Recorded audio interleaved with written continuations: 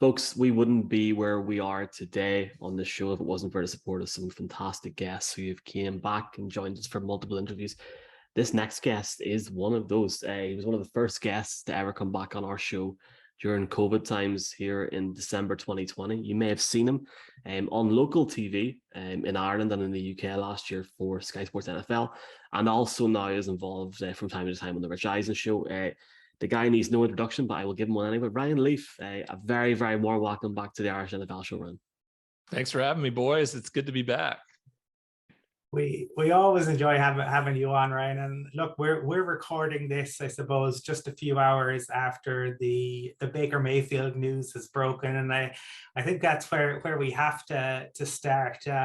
I suppose from your perspective, we'll start with maybe Baker and the Panthers. The Panthers, who last year, made a big trade for Sam Darnold, then all the stuff during the season, he gets injured, Cam comes in. Then in the draft this year, they trade up for Matt Corral. Now they bring in Baker. Just your thoughts on what it means for Baker and for the Panthers. Well, I think it's good for Baker. I think it was just an untenable situation in Cleveland, of course, especially after some of the comments that were made by the front office. And then, the approach they had to go out and really mortgage their entire franchise around Deshaun Watson. I mean, there was just no worth that Baker Mayfield had felt in Cleveland and could never again. And it's disappointing because, I mean, people forget pretty quickly this team had won one game in 2 years, and he took them to a divisional round of the playoffs and very closely gave them a chance against the Kansas City Chiefs. Played injured all last year, and now they just, I thought this was incredibly poor on Cleveland's part. So I'm happy for him that he's getting another chance. I'm a little disappointed in the Carolina Panthers willing to accept some of the contract. That for me was a big part of why he hadn't moved anywhere yet. I think teams were standing pretty solid that they were not going to accept any of that money. They were going to make Cleveland pay every dime of it if he was going to get traded and to go somewhere else. So a little disappointed in them doing that. But I think it's a good spot. Doesn't, necessarily bode well for a guy I really like, and Sam Darnold there in Carolina. And Baker's a really good mentor for a young quarterback like Matt Corral, I do believe. So I think they definitely upgraded their quarterback room. And Cleveland may have had the most absolutely catastrophic offseason than I've ever witnessed. I mean, this team is about to just absolutely implode in front of everybody. And I think a lot of people are going to be happy to see that. And on that, I suppose, Ryan, if and we don't know what's going to happen, but if Deshaun Watson gets suspended for 8 games for a season, do you think that the Browns go with Jacoby Brissett as the starter, or could you see a scenario where they go out and maybe I know they have 2 picks, I think, in next year's draft, where they give up one of those to get somebody like Jimmy G? That's a possibility, but I think when they went out and got Jacoby Brissett, there was a reason why. He was a very reliable backup for Tua, as well as when he was in New England, right? For Tom Brady. And then he was forced into action, backing up Andrew Luck. So I think that the Cleveland Browns, of course, are comfortable with Brissett if he's got to go, and he better be ready to go, because I'm anticipating a year suspension here coming down the pike for Deshaun Watson.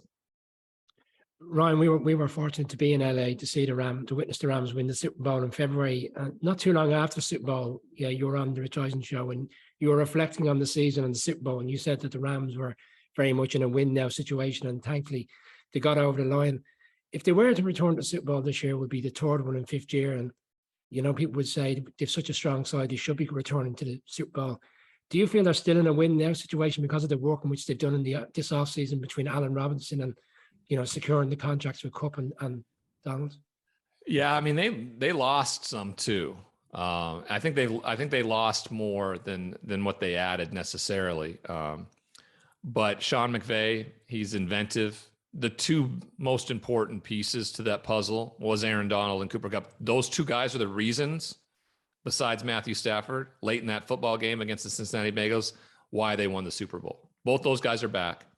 The addition of Liam Cohen as offensive coordinator returns from his 1-year sabbatical down at the University of Kentucky, really redefining offense there at the University of Kentucky.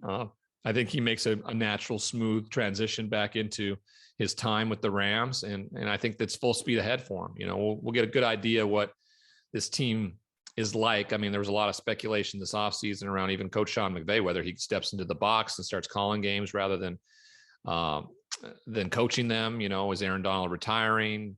Is Matthew Stafford going to get an extension? Cooper Kupp? I mean, there's so much that went into it. Most of it got done.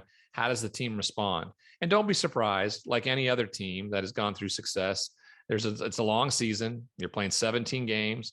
There may be a spell where they lose a few in a row and the world's not over. LA is going to be right in the mix when it's all said and done. So I expect them to be the best team in the NFC West once again. Sticking from the Rams over to your old team, Ryan, the Chargers. Justin Herbert going into his first season in the league, and it's going to be really intriguing to see how he plays this season, taking the next step. You've talked numerous times about the pressure of being a quarterback in the NFL. Are you impressed with how composed Justin Herbert is? And at the same time as well, there's a lot of changes to the playing staff this season. So it's an intriguing division, but Justin Herbert really stands out there.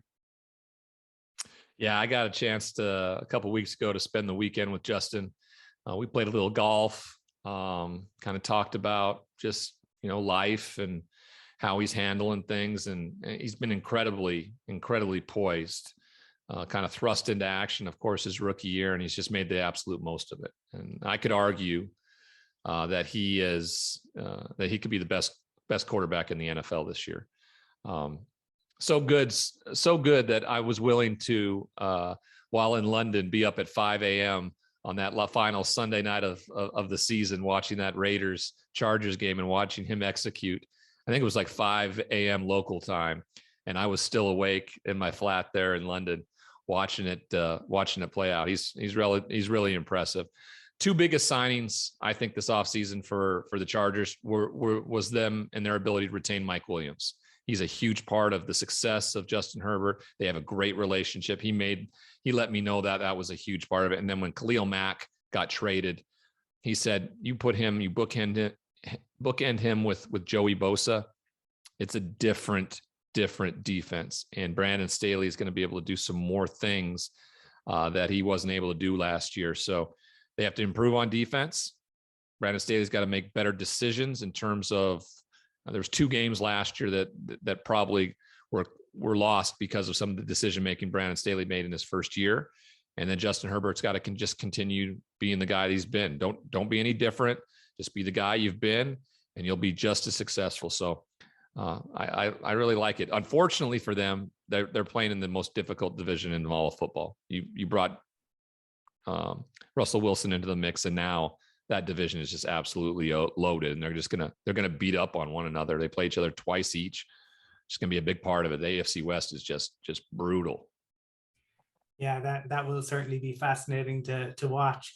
Ryan, ahead of the draft, saw you analyze the combine and talk, about some of how difficult it can be, particularly for wide receivers and quarterbacks, because they don't get to, they don't play together. And 2 of the guys you spoke about were Kenny Pickett and Malik Willis. Looking at, say, Pickett and maybe the Steelers, he's gone to a place where, he has a fantastic head coach, a lot of stability in the Steelers, but obviously they're moving on from Big Ben. They've got Mitchell Trubisky there. What's your feelings, I suppose, around the Steelers and Trubisky and Pickett and how that might play out? I was a little surprised with Mitchell Trubisky that he didn't end up in New York. With Brian Dable. He had spent the entire year with him, of course, in Buffalo. So then when I heard he went to Pittsburgh, I thought, wow, that's interesting. That's a good fit. I think that's a good opportunity for him. And then I was pleasantly surprised that Pittsburgh took Kenny Pickett in the first round. And because I really like the young man. I think he's got a good future, especially the fact that he was drafted by such a strong foundation of an organization like the Pittsburgh Steelers. The more and more I've looked at it since the draft, though, the way teams went about drafting quarterbacks this year and how far players fell, I think Pittsburgh may have reached, because I think Mitchell Trubisky's their guy all year long this year. And in fact, rumblings out of Pittsburgh is that Mason Rudolph has kind of established himself as the number 2 guy, which is, that makes you think when you got a guy that was drafted that highly in the first round and he's the 3rd string quarterback this year, that may have been a bit of a reach. So we'll see. We'll wait and see. I still think he's got a chance to be a great pro quarterback for the Steelers. And then I really like where Malik Willis ended up in Tennessee with Mike Vrabel under Ryan Tannehill, getting to learn. I think they've really established their future at the quarterback position with that pick. And I suppose just in terms of, some of the stuff we've seen and it gets picked up on, but you've played the position. Like the Titans, obviously very disappointing with the way things ended last year. It just didn't work on offense against the Bengals at all. We saw Ryan Tannehill speak about that. Then he gets asked about, mentoring Willis, and he says kind of, that's not my job. Willis has come out to say since he's found Tannehill to be really helpful. Would as somebody who's been in the locker room, how much will what Tannehill said, do players take any notice of that? I don't think players take notice of that. I will say this: Jim Harbaugh was my competition in San Diego at quarterback, and if anybody's who's ever met Jim, he's maybe one of the most competitive individuals you've ever met. And we competed our tail off. And once I won the job, there was a shift, right? Once I had clearly, and he understood that I had won and seen that I had won the job, he really became a mentor. He really became a guy that taught me, tried to help this team win. And then when his number was called, he was ready to go. So, I think that like any guy, you are focused on being the starting quarterback of an NFL football team. And Ryan Tannehill, his responsibility is not to mentor Malik Willis, to teach him how to take his job. His job is to play as well as he can and, show Malik the right way to go about things. Now, if he goes about it the wrong way, Malik's going to see that as well. Anything that Ryan does during his tenure in Tennessee while Malik is there, Malik should learn from it. So that's the way Malik should look at it. Ryan should never even have to even answer that question about being a mentor for somebody. That's not his responsibility. Ryan, fearful and conservative are 2 words you've used in the past for Tua. And obviously this offseason, they brought in a very, I suppose, offensive-minded coach. It's reflective of what they've done in free agency with Wilson, the Cowboys, obviously Tyreek Hill. Where do you stand on Tua going into the season? Because there's very much a feel if he doesn't make the grade this year with all those players around him, that potentially we'll have to move on potentially the next offseason. Yeah, I mean, there really isn't any excuses, right, when this season's over with the additions that have been brought in. The drafting of Waddle a year ago, bringing in Tyreek Hill, the additions at the running back position, and bringing Mike McDaniel over from San Francisco. He's very innovative. He does some very interesting things on the offensive side of the football. This team's going to be run oriented. Okay. They're going to run the ball first. They're going to pound you with it. And they're going to allow Tua to move the pocket a little bit, maybe find some better throwing lanes for his undersized body and use the speed he has out on the perimeter. And I think it could be incredibly successful. He's very accurate. He's always been very accurate. He's got to be willing to take more chances. He's got to know what he's seen on the back end. And that's been a bit of a struggle for him in the first couple of years. So I think the world's his oyster right there in Miami this season. And so we'll wait and see. He plays in a division with probably, the best quarterback in football right now, Josh Allen. And you got to see him twice a year as well as the Patriots. So we'll find out. They've been just short of the playoffs the last couple of years. And with all the money they spent, the time and resources they put into building up around Tua Tagovailoa, he's got to have a big year. And I would say they have to, at the very least, be a wild card team in this year's playoffs. You were one of the few people, Ryan, that didn't think that Deebo Samuel shouldn't have got paid by the 49ers, and Deebo may not have had the same success if he was to be traded to maybe a sometimes, or it's more about the scheme with the team and the player. Do you see a difficult season if he does return to the 49ers, if they continue to use him in that dual position of wide receiver and running back? And how would this impact Trey Lance for you if he's trying to cement his position as a long-term quarterback in San Francisco? Well, I mean, for Trey Lance in his initial year, if he doesn't have the best player on the football field, Deebo Samuel, then he's going to have a tough time. You know, everything it seems to be trending in the direction that Deebo's going to be on the field. Well, you know, training camp hasn't opened yet; it opens up in a few weeks. But you know, Mike McDaniel was very inventive in how he got him the football. I don't think that's going to change. You know, Kyle Shanahan is ultimately the innovator in all of that. He's a very good offensive coordinator. He's a very good football coach. So if Deebo Samuel's on the field, regardless of who's at quarterback, they're going to find a way to get him the football because he was the difference maker down the stretch for that team to extend their way into the playoffs and further. So the Trey Lance scenario, you know, is confusing, right? They gave away a lot to move up to number 3 to get him, and they had a franchise quarterback, I feel, and Jimmy Garoppolo already on their roster. This is going to be a really interesting year for the San Francisco 49ers and what the outcome ultimately looks like. Right now, a year ago, you said it would be unbelievably asinine for the Seahawks to trade Russell Wilson. 12 months on, they did just that. Your thoughts now? I think he's in his prime. I think you got a Super Bowl winning quarterback who is capable of doing it. You have to build around him, you know, and if they got what they needed in return that they feel is good enough to rebuild that team, then maybe not as asinine. Franchise quarterbacks rule the NFL. That's the reason they get paid $50 million a year. It's just how it is. You have to have a franchise quarterback. Just look what the LA Rams did. They went out and got the guy that they felt was the difference maker. And if you're just a fraction off, you don't win the Super Bowl. Russell Wilson's a guy that can win you the Super Bowl.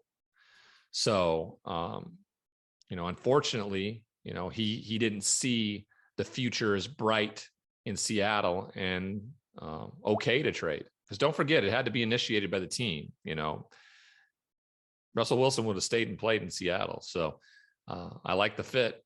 Toughest division in the conference, that's for sure, with the likes of Derek Carr, Justin Herbert, Patrick Mahomes. But the weapons on offense and defense, it's what Vic Fangio said. Remember when he left, he said, all we needed, we were just deficient in one thing, and that was a franchise quarterback, and they have that now.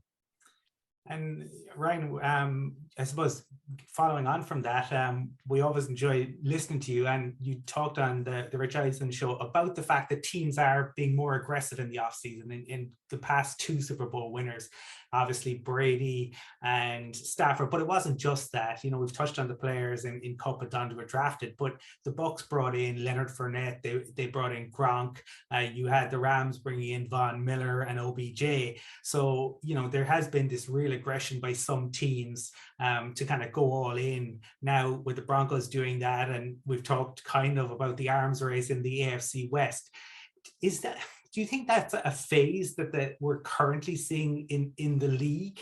And will people go back to kind of valuing the draft picks, or do you see this as kind of continuing and it'll kind of be this for maybe the next decade, where teams continually try to trade for stellar QBs?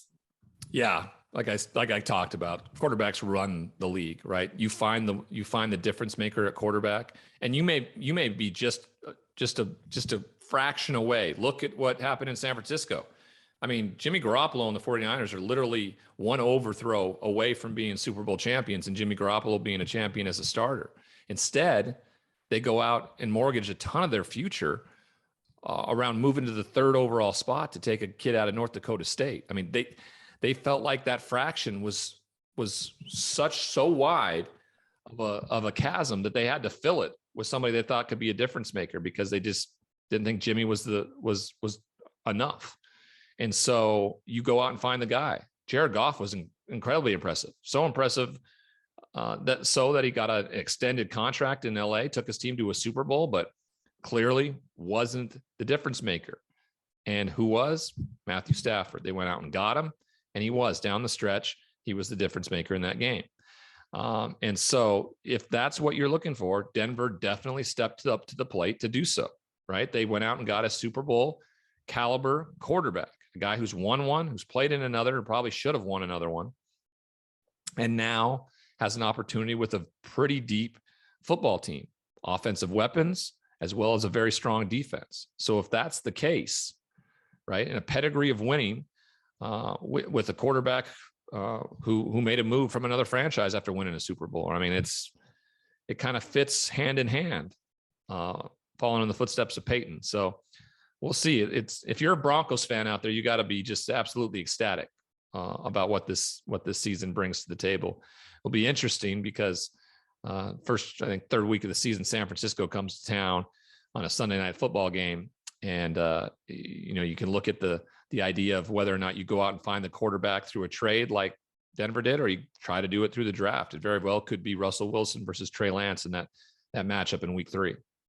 Ryan, you've just found 2 Broncos fans. Those 2 boys are Broncos fans. The last time you were on, you were talking about the draft, and you were saying it's hard to even gauge the draft when you were selecting compared to how it is today. So I found it amusing when I looked at the draft in Vegas this year. I thought back to you telling your story about the night in which you went to Vegas after you were drafted yourself. When you look at it today, is there any concerning points for you in terms of the enormity and the expectation for these players coming into the league? And has anybody reached out to you over the past few years looking for some guidance and knowledge who are about to be selected within the draft? Well, I do a lot of speaking to colleges. In fact, I'm about to venture out on my college campus tour here in August. I usually take the first 3 weeks of August, and I visit probably anywhere from 5 to 12, college campuses, and I'll come across teams and players who are going to be in those positions. I worked closely with Matt Corral and Sam Williams a year ago, a few years back with Clemson and Trevor Lawrence. And so, yeah, those guys reach out if they need to talk about anything, because I understand what the expectations are going to be like. But also I make it very clear to them, like, you chose this, right? I don't want you at any point playing the victim. All right. You chose this. Now it's up to you to make the proper choices. You take the positive and healthy route when you are confronted with a fork in the road, and do what you do. And if you do that, you're going to be successful. And, I can point out many times where I chose the negative and toxic path when I came up against some adversity and challenges and things like that. So yeah, I talk with guys when I can. I try to support, especially Justin in Los Angeles here, just, simply because, I'm an alumnus of the Chargers, played 3 years there. I know what it's like to be a quarterback in that organization and have a ton on your shoulders. So I do what I can. It's purposeful work. It's fun to be around the sport and be a part of it. And, I hope I get to continue to do that in the foreseeable future. Ryan, just final question. This has been great fun, and it's been great to have you back again. I know you spoke about a few teams there. Is there any other team that stands out to you that you feel it could make a real run this season that we haven't talked about? And on the other side of the ball, is there a team that you feel may struggle this season that people are predicting might do well? Yeah, I think the Patriots may be in for a rough one. They went all in free agency last year. It resulted in a playoff berth, but they got absolutely dominated by a team in their division. I didn't see much movement this year. I know Mac Jones got better, and that's a big part of this. But I think that we may see the back side of Mount Belichick here when it starts to slide a little bit. So I think most people assume that they're going to be right there again, and they may very well be. I just think that they may struggle a bit. On the opposite side, I think the addition of Matt Ryan in Indianapolis is a complete game changer in that division. With 2 of the teams really down in Jacksonville and Houston, I think the real only competition is Tennessee. We'll see how Ryan Tannehill rebounds from last year's tough loss in the playoffs. But I really like the Colts. Jonathan Taylor, Matt Ryan. It's just a matter of whether or not he finds and connects with some wide receivers there. That wide receiver room seems a little thin, to see if somebody jumps up and steps away from the pack and becomes like a real difference maker for Matt Ryan this season. And we always love having you on the show. We enjoy watching you on Sky Sports. For our viewers out there, we know you had a podcast come out kind of the tail end of last year and early this year. How can they go about finding you? Yeah, they can go listen to the podcast anywhere you get your podcast at. Bust the Ryan Leaf Story. It's been tremendous. I think we were over 1 million downloads, and it's a 10-episode arc. You know, it's right in your face, doesn't pull any punches. And you can reach me out, always reach me out on my social media platforms at Ryan D Leaf. So I appreciate you guys having me back on, and keep going strong. It's fun to see your guys' success. Look forward to hopefully maybe running into you when I get back over the pond next time. Well, fingers crossed for that. We're looking forward to the games in London. We got 3 games, and obviously a game now in Munich. So it's fantastic to see the game growing internationally. But Ryan, thank you for joining us once again, and continued success in your career. Yes, sir. Thank you guys very much for having me. Have a wonderful day.